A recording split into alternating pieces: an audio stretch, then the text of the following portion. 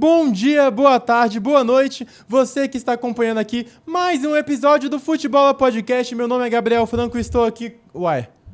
Tô sozinho, mas sozinho jamais, porque estou aqui com o diretor... Opa!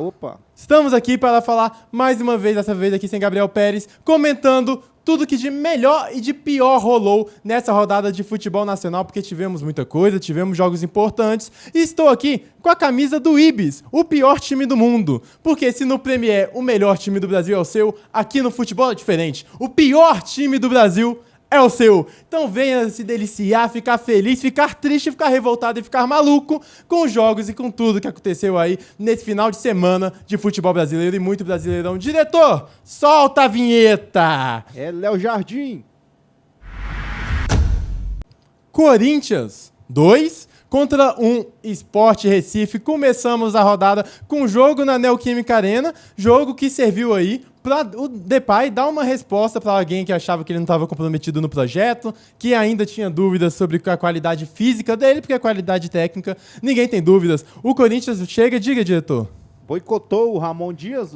Então, ele na entrevista semana passada, ele fez muitas críticas ao estilo de jogo do Corinthians, a como a equipe estava se organizando, como ele recebia a bola e todo o funcionamento do time. Culminou na queda aí do treinador do Corinthians, Ramon Dias aí seu filho, foram demitidos. Chegando aí o Corinthians ainda está procurando o seu técnico, mas já deu uma resposta basicamente imediata, porque jogando em casa na Neoquímica Arena consegue a vitória. Os primeiros 15 minutos foram arrebatadores, o Corinthians jogou muita bola, teve pelo menos umas 5 grandes chances assim, de gol em 15 minutos. Pepa demorou para se encontrar, parecia meio perdido. O time do Sport não conseguiu encaixar o primeiro tempo. Não era dia de Yuri Alberto, que acabou perdendo boas chances de novo. Eu considero ele sim um grande atacante, acho ele um jogador muito bom, principalmente no futebol brasileiro, mas ele ainda não é aquele definidor fatal. Quando tem dia que é noite, ele não consegue fazer o gol. E aí, depois desses 15 minutos, o Sport começa a se encontrar mais na partida, e aí já depois de um tempo, acha seu gol, porque não era o melhor jogo do Sport. O Sport, esse que a gente já falou, perdeu pontos contra o São Paulo, que talvez pudesse não ser perdido. Teve aquele erro de arbitragem que o Calheri errou o pênalti, ok? Mas aí o Sport fez uma boa partida, o Sport jogou melhor do que o Palmeiras quando enfrentou aí o time paulista e também saiu com a derrota. E agora contra o Corinthians, que não estava jogando uma boa partida, abre o placar de novo com o Sérgio Oliveira. A gente fala aqui desse português que joga muita bola, vem ajudando bastante o time do Sport, mas que é um time que às vezes se precisa muito pouco para sofrer gol. Memphis Depay logo no primeiro lance do segundo tempo, uma jogada que ele até falou que...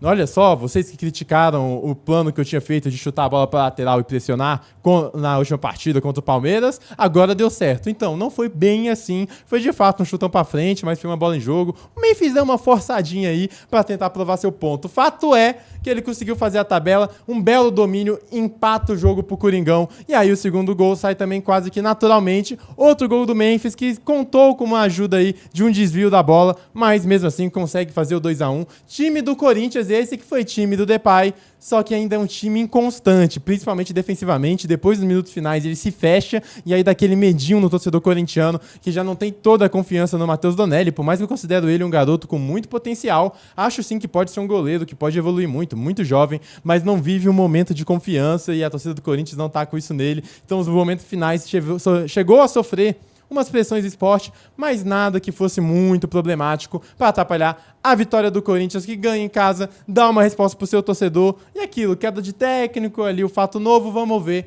qual rumo vai tomar o Corinthians. E quem vai ser o novo treinador aí do Corinthians? Gabriel Franco, cadê o Pérez? O Pérez que é o especialista no caso, hoje aparentemente não quis falar. Não veio porque ele...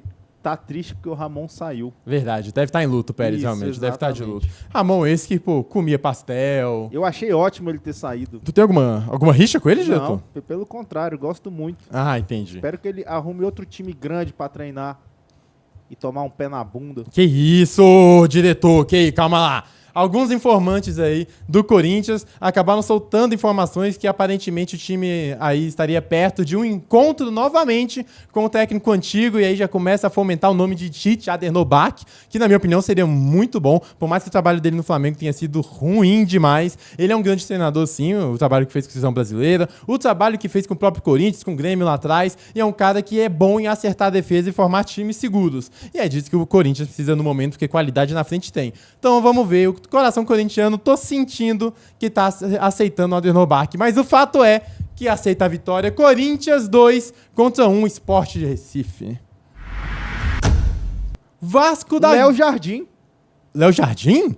Do gigante da colina? Do gigantesco? Da Cruz de Malta? 0-0, Clube de Regatas. Qual Clube de Regatas? Do Flamengo. 0-0 no Clássico dos Milhões. Clássico esse que, como o diretor já adiantou aqui, teve uma estrela, Léo Jardim. Mas antes vamos começar falando dos pré-jogo. O Jardim brilhou. O Jardim brilhou. Jardim esse que é um goleiro bonito. E eu sou meio contra goleiro bonito, hein? Goleiro tem que ser louco, tem que ser maluco. E o Léo Jardim aí que encanta, mas encanta também o torcedor vascaíno com as suas defesas. Vou falar primeiro do jogo esse que tinha muita dúvida, né? Porque o Vasco queria levar para São Januário, o Pedrinho queria trazer. Acabou que foi no Maracanã mesmo por questões logísticas. E foi um empate em 0-0 que, olha o que eu vou falar, a melhor atuação do Vasco num clássico contra o Flamengo em algum tempo. Vinha aí de derrotas mais acachapantes, esse ano não tanto, porque o Carille tem uma facilidade melhor quando ele não precisa propor o jogo, quando o empate tá bom pro time, quando o empate tá bom, quando o negócio é fechar a casinha, o Carille tem mais facilidade. Os próprios jogos no Carioca foram difíceis pro Flamengo, e aí o Vasco que vinha em sequências de jogos contra o maior rival aí no Campeonato Brasileiro, com goleadas, não tava aceitando. Pula. Vamos falar do jogo só. Esquece o passado, vamos falar do presente. Mas é um fato. Não foi?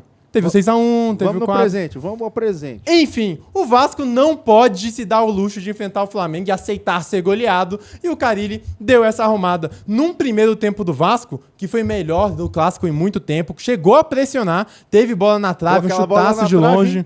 Pô, foi um pouquinho. Depois o Nuno Moreira, ele limpa o zagueiro do Flamengo e bate. O Rossi faz uma grande defesa. Era um Vasco que estava seguro defensivamente, por mais que o Flamengo ainda conseguisse criar chances de gol. Era um Vasco que ainda conseguia dar resposta, conseguia ir pra cima. E aqui, olha, diretor, em 2025 aqui, faria 25 anos daquele clássico da Páscoa, lembra? O clássico do chocolate? Lá no ano 2000, Flamengo e Vasco, que o Eurico distribuiu chocolate. Tempo bom, né? Eurico distribuiu chocolate. Fazia 25 anos, fez 25 anos, mas dessa vez não teve chocolate para nenhum dos lados. Vasco esse que aí está ainda há 10 anos sem vencer o Flamengo no jogo de Brasileiro, e isso não pode acontecer. Porém, bom primeiro tempo. O time vai para o segundo tempo, sofre aí do cansaço, são poucas as peças de reposições, realmente o time do Vasco não tem muita opção no banco de reserva para resolver. Gosto muito do Garré, acho que ele tem que começar a ser titular, até porque é um cara que consegue dar mais velocidade nesse time do Vasco. De novo, gostei muito do Verratti, a sua entrega física, mas do lado vascaíno realmente não deu outra, foi do Léo Jardim, que conseguiu fazer grandes defesas numa cabeçada do Pedro, no cabeçada do Gerson, e foi ele que assegurou de fato esse empate, que é muito bom. A defesa Cebolinha, também, cabeçada no final. Não, o Léo Jardim foi o homem do jogo. Mas o Rossi também fez aquela boa defesa do Nuno Moreira. E agora vamos pro lado rubro-negro da história. Flamengo jogou bem, tá? Joga bem de novo. É um time que se acostumou a fazer boas atuações e faz uma outra boa atuação. Só que futebol é aquele negócio. Já diria o nosso Leovegildo. Conhece o Leovegildo? Não.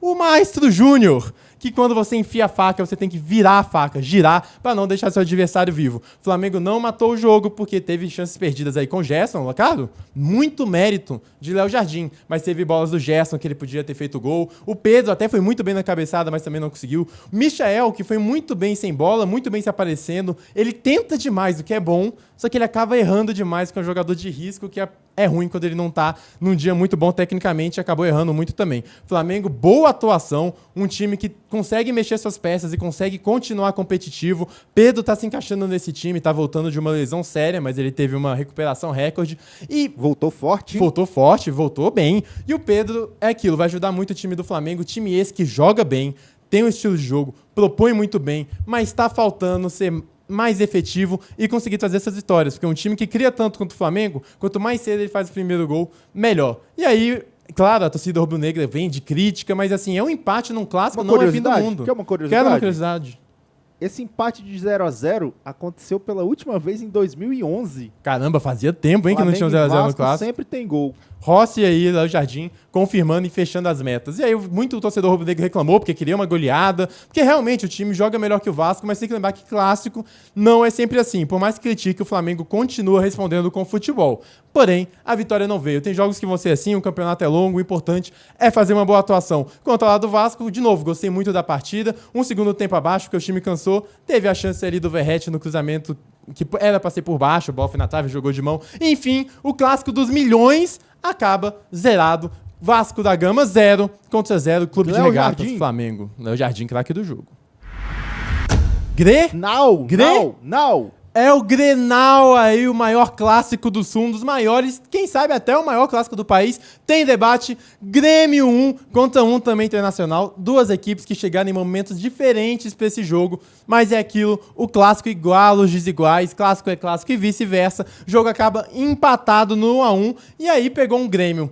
Acabou de demitir o técnico, inclusive sai a notícia agora, diretor, que acaba de contratar também Mano Menezes. Não é um cara que joga um futebol vistoso, mas assim, para arrumar a casinha e não tenho certeza qual a meta aí que o torcedor do Grêmio espera para esse ano, mas aparentemente é aquilo, fugir do rebaixamento sem sustos e tentar uma classificação ainda melhor. Mas voltando pro jogo, partida essa que aí, diretor, eu não sou muito de acreditar nessa tese, tá? De que o jogador tá fazendo corpo mole, de que cai o técnico e no jogo seguinte ele volta diferente, mas a partida que o Grêmio fez hoje foi muito mais competitiva das que vinha fazendo anteriormente, sem muitas mudanças, porque realmente o técnico caiu, foi interino, não foi nada realmente assim, nossa, olha como o time teve tempo para treinar, porém voltou melhor, voltou mais competitivo, voltou mais aguerrido e voltou fazendo um gol esse que saiu num momento de meio que um gol estranho no bate-rebate, acabou sendo gol contra do Antony, porque o cruzamento sai pra área, o jogador do Grêmio fica ele a pequena área e o gol livre, ele chuta pra fora, só que o goleiro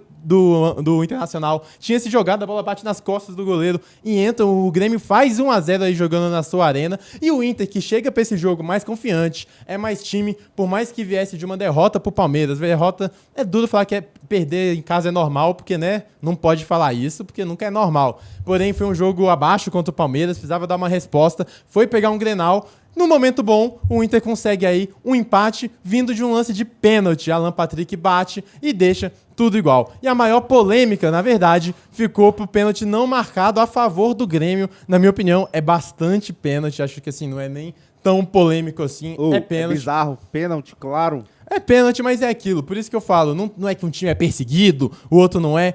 A arbitragem é ruim, porque a CBF é ruim. Todos são perseguidos hoje em dia.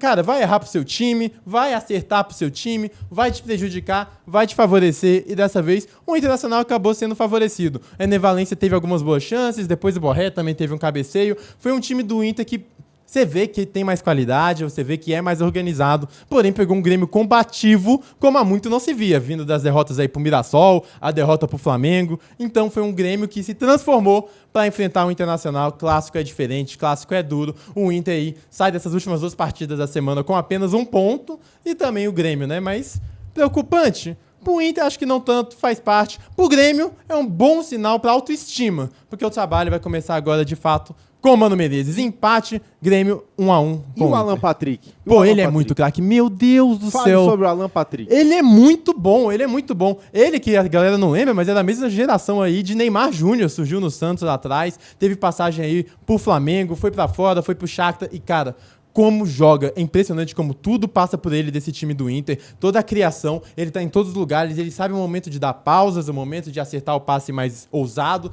o momento de fazer inversões, ele sempre aqui, ó, sempre mapeando o tempo inteiro. E além de tudo isso, ele consegue ter uma boa qualidade física, porque não fica fora de jogos, não é de ter muita lesão, é o líder técnico desse time e é uma liderança que perpassa aí pro resto da equipe, é o principal jogador do Inter, que sai com mais um gol bizarro, tá? A capacidade goleadora e a capacidade que tem Alan Patrick de mudar as coisas. Então é isso, empate de 1-1. E que eu também queria destacar aqui, o Volpi, que muita gente falou, pô, frangueiro, não pega nada na época do São Paulo, me fazia passar raiva. Com o Grêmio, cara, tá fazendo boas atuações, boas defesas. Ele, quando o jogo ainda tava 0-0, se eu não me engano, faz uma defesaça no chute do Ené Valencia dentro da área. Então, assim, Volpi dando uma volta por cima. É isso, Grenal, tudo igual. 1-1, Grêmio e Internacional. Ó, poema bonito, hein? Meu Deus do céu. Cara, tô no rap. São Paulo 2 contra 1 Santos. Eu quero... Diretor, você quer ver o Neto de Tanguinha? Não, eu quero... o Santos sem Neymar? Santos sem Neymar.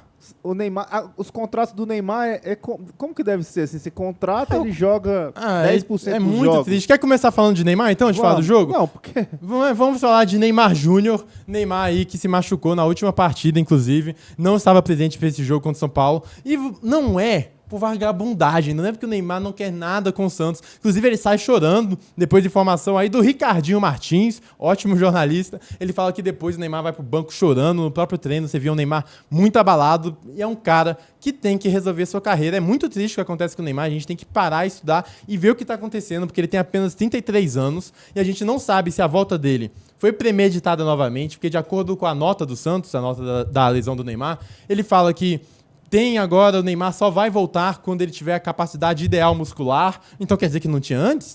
Assim, não sei, interpretação da nota, né? Falando que agora as coisas seriam feitas com mais calma, mas por quê? Não foi feito com calma antes? Então, assim, tem que ver direitinho o tratamento que o Santos está tendo com o Neymar. Não tinha porquê de ter colocado ele para jogar e estourar lá no Paulista, jogos aí contra o Novo Horizontino. 7 jogos seguidos. Bragantino. Pois é, muito jogo seguido. E agora, quando precisou mais do Neymar no jogo contra o Corinthians, ele não estava. No Brasileirão, ele não está. Jesus estava certo? Cara, me dói, mas eu acho que estava... É complicado, né? Quer dizer, é complicado, porque o Jesus fala que o Neymar não estava conseguindo acompanhar os treinos. E eu acho, de fato, assim, pelas informações que eu tenho, que são passadas, eu acho que o treino ele conseguia acompanhar. O jogo, que é outra coisa. Se o Jesus estivesse se referindo ao jogo, aí eu concordo. Ao treino, ele podia até conseguir acompanhar. Mas, enfim, fica para interpretação. O fato é que o Neymar vai demorar. A expectativa é 30 dias de Neymar fora, para o Neymar voltar. E aí vai ter o Super Mundial ainda. E o Santos espera conseguir fazer até um dinheiro com o Neymar. Vai perder, então, os jogos da seleção também. Perde jogos da seleção, data FIFA, e o Santos espera fazer um dinheiro com o Neymar, porque a esperança é que durante o momento do Super Mundial, o Santos vá viajar, fazer alguns amistosos, e o Neymar, que ele esteja presente, porque ele, querendo ou não, é uma marca, e financeiramente ele já deu muito retorno ao Santos. Agora, tecnicamente, como jogador de futebol, o contrato dele vai até o meio do ano. Se a lesão for tratada com calma, ele teria provavelmente uns 6, 7 jogos ainda para jogar só com a camisa santista. Mas as informações é que vai prorrogar o contrato, até porque qual time europeu que vai querer um Neymar machucado que não consegue ficar em pé, né? Então provavelmente ele vai estender até a Copa do Mundo. Mas agora que falamos de Neymar, eu quero saber, diretor, você quer ver o Neto de tanguinha? Eu não quero, mas o Ferreirinha... O Ferreirinha tá querendo. E vocês? Vocês querem ver o Neto de tanguinha? Eu quero também. Eu quero ver o Neto, porque o Ferreirinha aí ficou louco. Fez a harmonização facial. O Neto criticou ele pela bola que vinha jogando. E as críticas do Neto, eu concordo com a crítica dele. São ácidas. Não, eu concordo com a crítica de que o Ferreirinha tinha que entregar mais, que o Ferreirinha precisava de gols, precisava ser mais efetivo. Mas você sabe como é que é o Neto, né? E ele falou, duvido que o Ferreirinha faça 10 gols na temporada. E sabe quantos gols ele tinha na temporada até então? 0.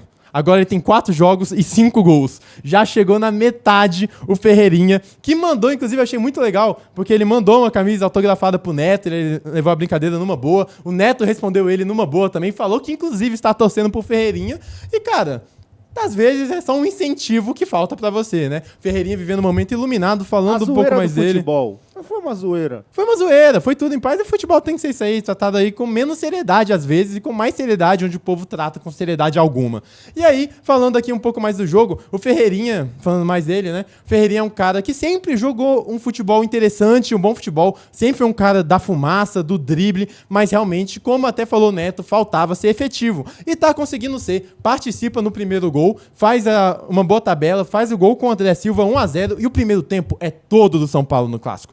Todo no São Paulo. Um São Paulo esse que veio com muitas peças aí da base, muitas peças de banco de reserva, o time fazendo um misto, porque para controlar o número, né, dos jogadores, descansar alguns, o time veio com garotos da base e o Santos não pode fazer uma partida tão ruim, apática, quanto vem fazendo contra um São Paulo que não era nem um São Paulo 100%. André Silva faz aí o segundo gol, ele deu assistência Ferreirinha e faz o segundo gol. Queria destacar também os meninos da base do São Paulo jogaram muita bola. Era até uma crítica da torcida perante ao trabalho do Zubeldia, que não usava a base, que a base, base de copinha aí, vencedor, e não era utilizada. Foi utilizada e deu a resposta. O Santos, que foi apático, não fez nada no primeiro tempo, consegue achar um gol no final da primeira etapa com um pênalti, aqueles bobos que estão acontecendo, que o jogador sobe, vai disputar a bola aérea com o braço aberto. Pênalti, e o Tiquinho Soares vai e converte. Tiquinho, que eu acho um jogador útil, mas claro, não é o primor de 2023, não tá no auge dos físicos, porém é bem útil. O Santos, esse gol salva o Santos, que volta pro segundo tempo acreditando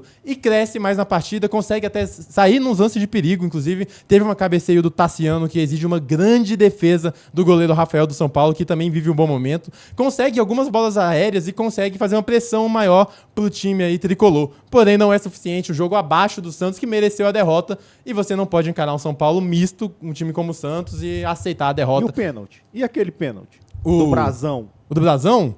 Ah, de futebol acontece, né? Mas... né?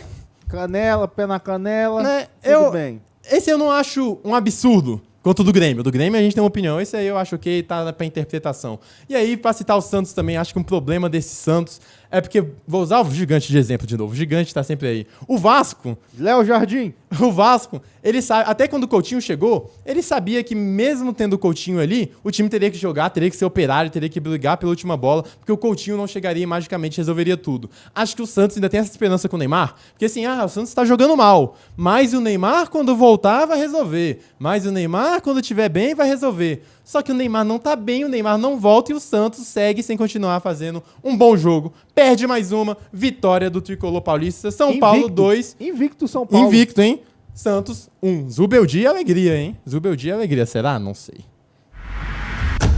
Fortaleza, o Leão 1 contra 2. Palmeiras, novo líder do Campeonato Brasileiro. Primeiramente, como é encardido, como é chato esse time do Palmeiras, cara. Pra quem torce a favor, por mais que se estresse, nossa, o Palmeiras não apresenta um futebol vistoso, não é muito legal de ver o Palmeiras jogar, acho que o Abel tem que ser melhor ofensivamente, ok, concordo com as críticas. Mas pra quem torce contra, é insuportável secar o Palmeiras ao alviverde, porque é um time muito competitivo, que arranca pontos do jeito que for. E olha que essa partida, eu gostei do jogo do Palmeiras. Pegar o Fortaleza lá, por mais que o Fortaleza não viva um bom momento, é chato. Fortaleza não perdia em casa no Brasileirão desde novembro de 23 para um jogo contra o Cruzeiro. Volta a perder dessa vez, perdendo pro Palmeiras aí. 2 times palestrinos aí ganhando do Ceará. Ó, perdão. Ganhando do Fortaleza no Ceará. Tem que ter cuidado. Ganhando do Fortaleza. E agora vamos falar um pouquinho do jogo, começando pelo lado do Palmeiras. Partida boa. Gostei bastante. O Abel vem contando aí o espaço de Estevão um pouco mais por dentro. Por mais que ele não seja tão participativo, ele dá mais espaço pro Felipe Anderson. Tô gostando do Giai, tá? Muito criticado o garoto argentino, que chega pro Palmeiras, tem muito potencial, conseguindo se organizar mais num esquema aí que ele fica mais protegido até. E é um Palmeiras competitivo, fez um primeiro tempo pra fazer o gol, e o gol sai no lance mais de sorte, porque já era pra ter saído antes, no chute do Estevão, já era pra ter saído antes, com uma tirada do Davi Luiz em cima da linha. Ele sai num cruzamento pra área, ela desvia, sobra pro Facundo, que faz o seu gol. E aí, no segundo tempo, depois é um lance de contra-ataque do Palmeiras, que o Flaco, outro que é muito criticado pela torcida palmeirense, tá? Flaco Lopes, muito criticado. Só estrangeiro que faz gol pelo Palmeiras, né? Literalmente, sabia que todos os gols do Palmeiras no Brasileirão foram de estrangeiros, diretor? Que coisa, hein? Não tem aí gol brasileiro ainda. E o Flaco Lopes, num lance que ele ficou cara a cara aí, mano a mano, ele e Davi Luiz, ele consegue deslocar o zagueiro do Fortaleza e fazer o gol. E eu critico o Davi Luiz nesse lance. Foi mal o Davi Luiz, foi andando pra trás, não deu bote, não atrapalhou o Flaco, que também não é o Estevão, não é um cara rabisqueiro. Não atrapalhou o Flaco, que consegue o gol. E por mais que o Flaco seja criticado, tá aí fazendo seus golzinhos. E o Vitor Roque teve até partidas que ele se doou, que ele entregou bastante, mas não conseguiu o seu gol. E aí o Palmeiras chega, faz o 2-0, tava tranquilo. Só pra interromper, Diga. o Davi Luiz, eu não consigo conviver muito com a ideia e com a imagem do Davi Luiz. Que cortou o cabelo. Desde o 7-1. É Aí meio... toda vez ele que eu sofre. vejo o Davi Luiz em campo, seja no Flamengo e agora no Fortaleza, me dá um... Não quero. Ele sofre essa peste, a galera subestima bastante o Davi Luiz, mas a gente tem que lembrar que é um zagueiro vencedor de Premier League, com uma das melhores defesas, jogando até em partida como volante. Ele é vencedor de Champions League, jogando num Chelsea que não era favorito. Ele é muito vencedor também na França. Ele é um vencedor da carreira dele. Depois ele volta pro Brasil, é vencedor, sendo peça importante na Libertadores com o Flamengo, muito importante pro vestiário. Ele ganha a Copa do Brasil também, tendo até que improvisar de volante. A galera subestima ele. E até esquece que na Copa do Mundo de 14... ele era uma das grandes peças daquele Brasil, porque em 3 ele tinha feito uma linda salvada em cima da linha. Só que, é claro, depois do 7-1, a imagem ficou manchada. E aí, sabe qual que é a questão, ele não diretor? merece ficar com não essa... merece. Eu tento... E eu vou até falar um negócio, diretor. ele ficou muito manchado pela entrevista que ele deu, que ele chorou, que ele falou que só queria dar alegria pro povo dele, mas ele foi um dos poucos que teve a coragem de pegar e dar a cara pra dar uma entrevista, porque ali ninguém queria falar, né? Na hora de falar, ninguém quis. Ele foi lá, deu a cara e ele é julgado muito por isso. Vou repensar. Não tô falando que ele não teve culpa, porque aquele time, todo mundo jogou mal, o time, a CBF é a principal culpada, né, Filipão, mas ele não tem que levar isso pra carreira toda, porque é um cara muito vencedor. Elogiei e vou criticar no Fortaleza. Não vem fazendo uma grande temporada aí com o Leão, por mais que tenha feito uma bela tirada em cima da linha. É um cara inconstante, é um cara que ainda tá chegando atrasado em muitos lances, mas é uma liderança. Falando do Leão, aproveitar que a gente já entrou nesse tema, Fortaleza não vem de um bom ano. Sofre aí no campeonato estadual, não tá indo tão bem nas competições. O Vojvoda muito criticado. Fortaleza tá conseguindo seu pontinho aqui, outro ali. Vai pleitear os 3 pontos contra o Colo-Colo por causa da invasão de campo. E aí tem que ver o que a Conmebol vai fazer, porque a Conmebol não liga pra futebol, né? Vai resolver alguma outra coisa.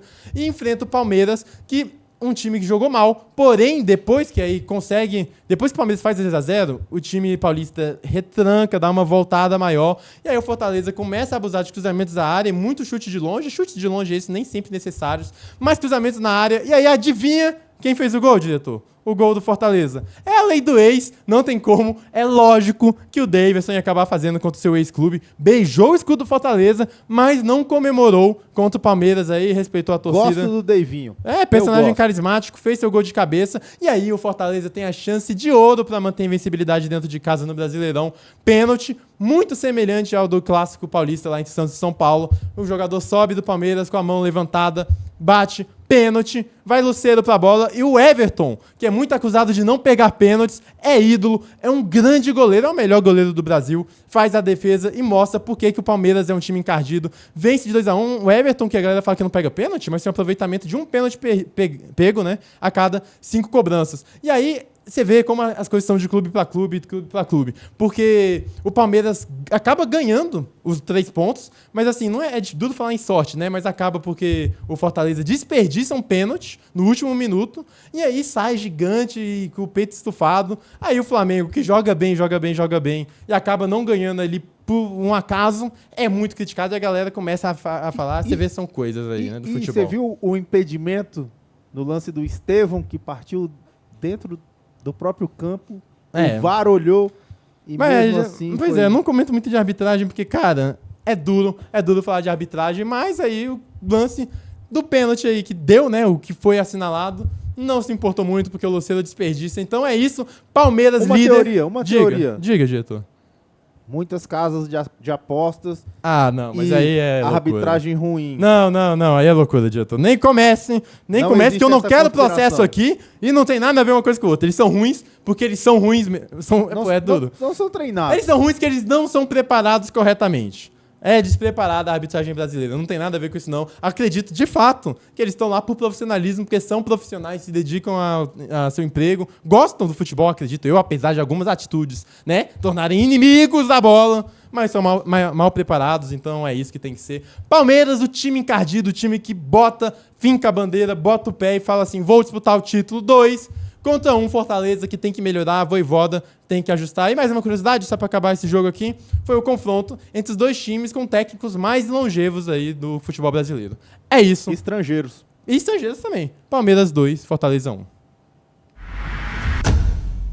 Agora, aquele momento renomeado pelo Pérez, o palmitômetro, que é onde a gente dá nossos palpites sobre o que vai acontecer, quem vai sair vencedor, qual jogo vai empatar, e aí a gente vai somando a pontuação e no final da temporada, quem tiver acertado mais vencedores, ganha o quê, diretor? Um pote de palmito. Um pote de palmito. E você quer participar? Coloca seus palpites aí e vem, acompanha junto com a gente. Quer xingar nossos palpites? Pode xingar também, porque a gente não é mãe de nada. A gente tá aqui vendo futebol. Então, diretor, vamos falar da rodada 4, porque foi o que aconteceu. Tivemos jogos nesse meio de semana, a gente gravou ali na segunda, para os jogos de quarta. Essa semana que a gente comentou foi a rodada 5 e não teve palpitômetro, então vamos lá. Rodada 4.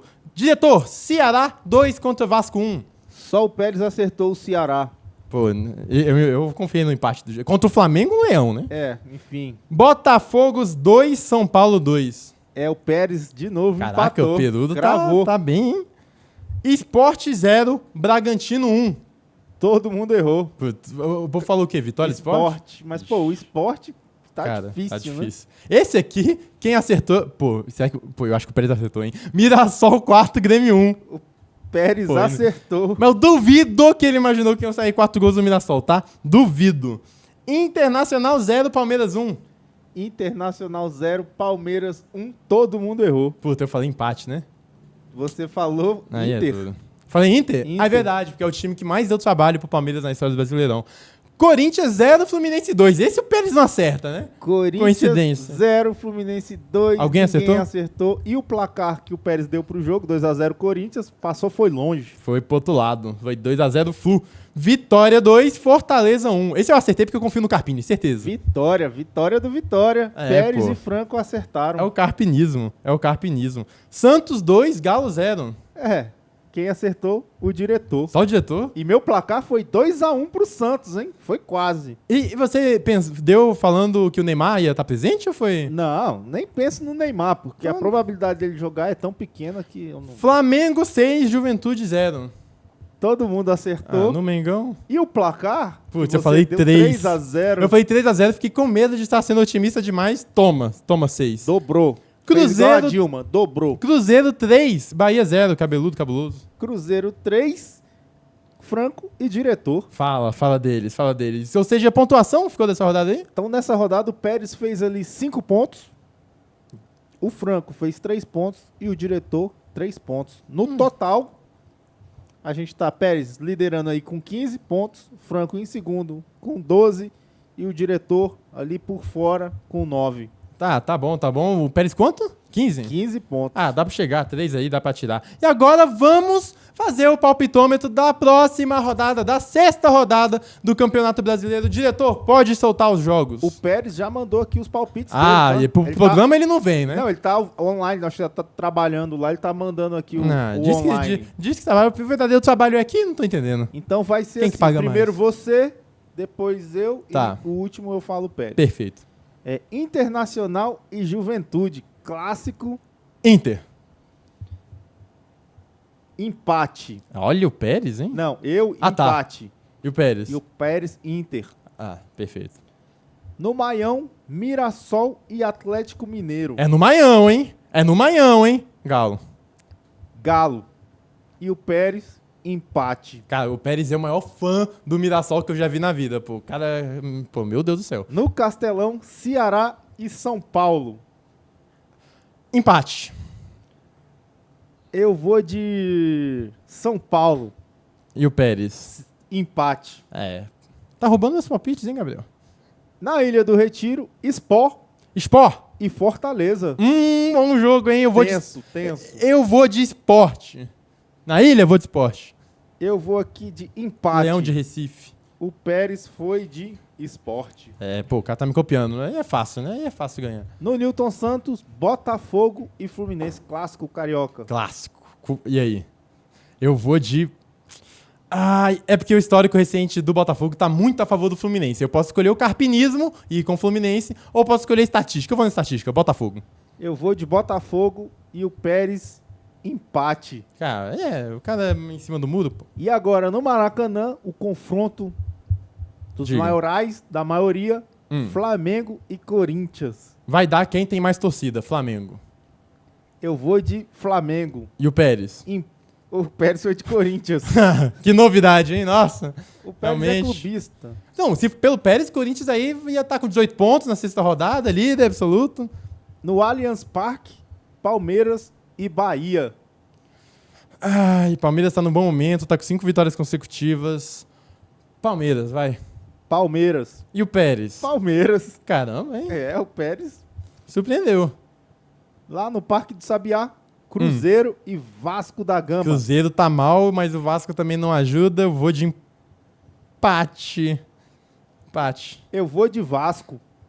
E o Pérez? Cruzeiro. Eu acho que eu tô botando muita fé no Vasco nesses palpitômetros, cara. Mas No Barradão, Vitória e Grêmio.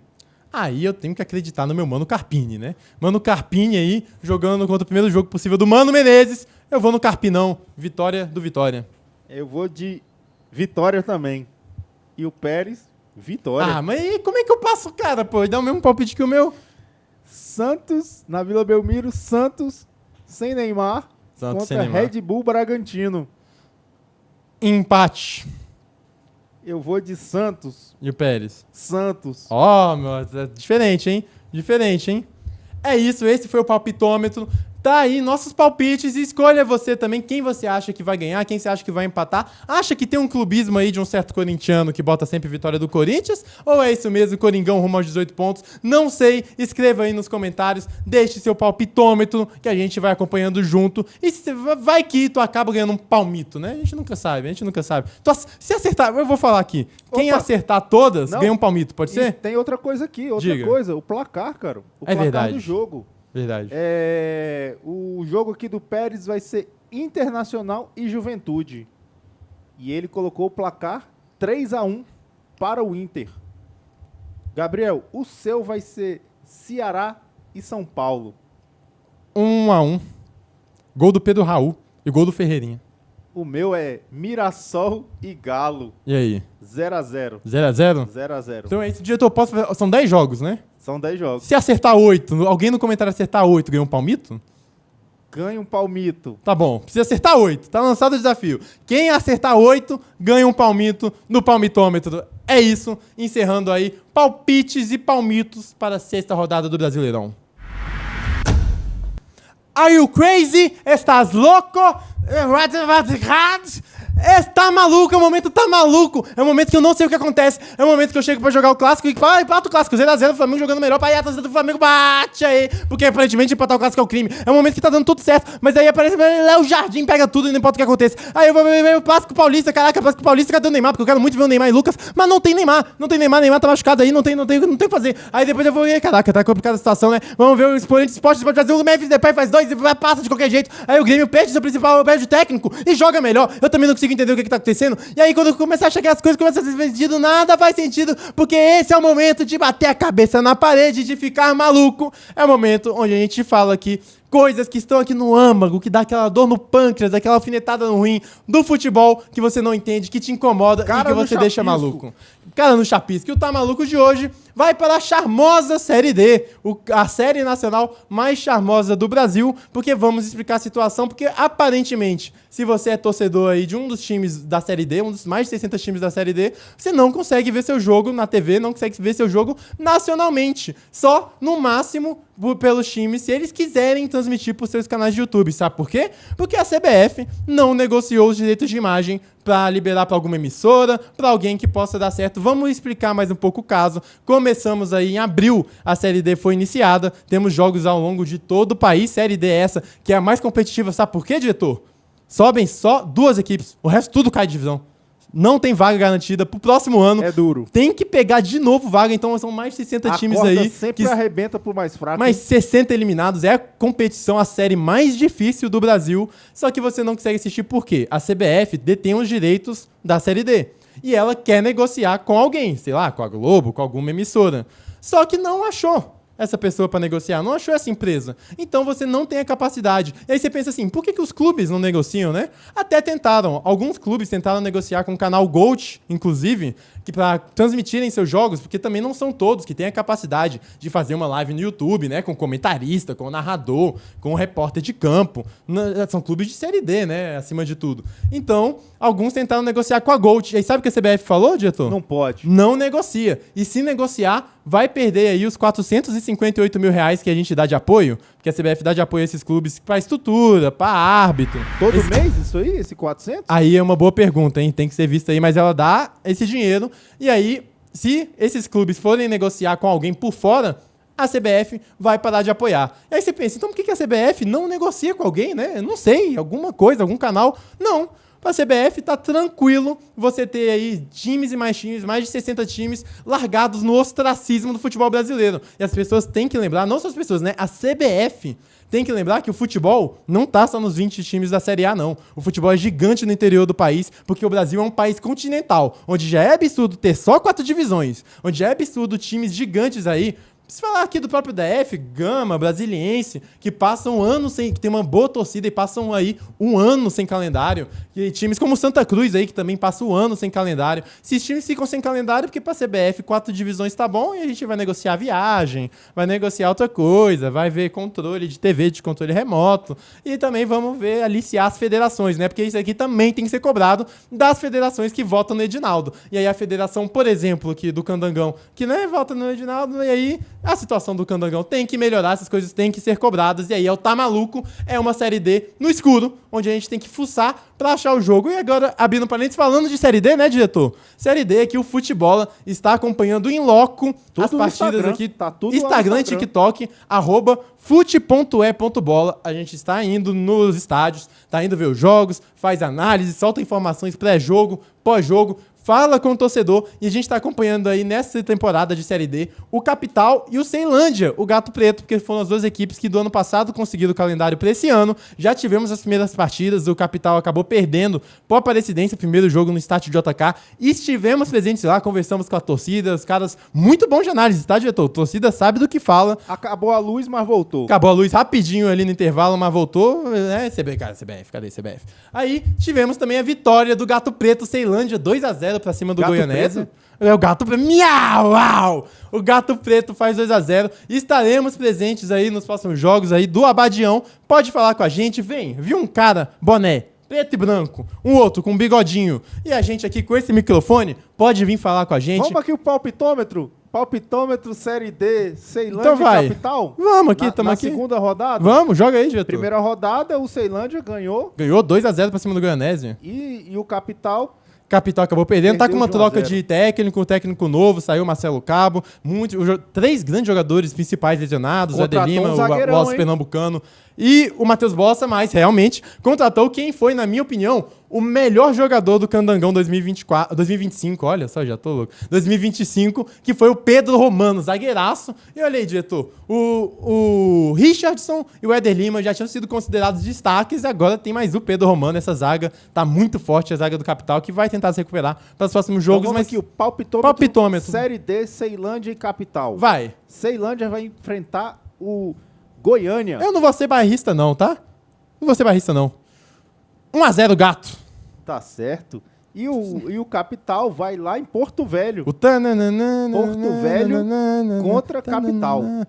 Porto Velho já se enfrentaram na Copa do Brasil? Calma, eu não falei meu palpite. Qual Ceilândia seu, e Goiânia. fala seu palpite? Empate. Empate? Perfeito. Agora, o Capital pegou o Porto Velho e sabe o que foi?